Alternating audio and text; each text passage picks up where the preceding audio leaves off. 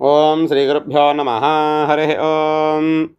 శుక్లాంబరధరం విష్ణుం శశివర్ణం చతుర్భుజం ప్రసన్నవదనం ధ్యాయే సర్వవిఘ్నోపశాంతయే. వృశ్చిక రాశి వారికి ఈ జనవరి నెలలో ఏ విధంగా ఉండబోతోందో తెలుసుకుందాం. మీ జన్మ నక్షత్రం విశాఖ 4వ పాదం కానీ, అనురాధ 1, 2, 3, 4 పాదాలు కానీ, జ్యేష్ఠ 1, 2, 3, 4 పాదాలు అయినట్లయితే మీ జన్మరాశి వృశ్చిక రాశి అవుతుంది.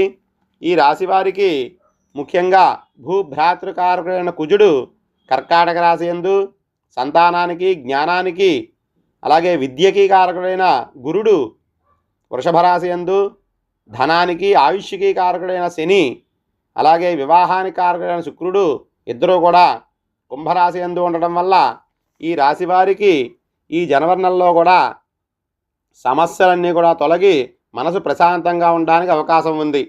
అదేవిధంగా నూతన వస్తుప్రాప్తి కలుగుతుంది. బంధుమిత్రులతోటి విందులు వినోదాలు పొందుతారు. అలాగే దూర ప్రయాణాలు చేస్తారు. పాత స్నేహితులను కూడా కలుసుకోవడం జరుగుతుంది. కుటుంబంతో విహారయాత్రలు చేసి ఆనందంగా ఈ నెలను గడుపుతారు. అలాగే ఈ వృశ్చిక రాశి వారికి ఆరోగ్యం కూడా చక్కగా ఉంటుంది. ఎప్పటి నుంచో ఉంటున్నటువంటి కొన్ని సమస్యలు ఈ నెలలో పరిష్కారం పొందడానికి అవకాశం ఉంది. సంఘంలో గౌరవ మర్యాదలు పొందుతారు. ఉద్యోగాలు చేసే వాళ్ళకి ప్రమోషన్స్ రావడానికి కూడా చాలా వరకు అవకాశం ఉంది. వ్యాపారాలు చేసే వాళ్ళకి, అలాగే జాయింట్ వ్యాపారాలు చేసే వాళ్ళకి కూడా ఈ నెలలో చాలా అనుకూలంగా కనబడుతున్నాయి. మీ పిల్లలు విద్యల్లోనూ క్రీడల్లోనూ కూడా రాణించడానికి అవకాశం ఉంది. విదేశాలు వెళ్ళాలనుకునే వారికి ఈ జనవరి నెల చాలా అనుకూలంగా ఉంది. ఇంకా ప్రభుత్వ ఉద్యోగస్తులకు, అదేవిధంగా కాంట్రాక్ట్ దారులకు కూడా ఈ జనవరి నెల చాలా అనుకూలంగా ఉంది.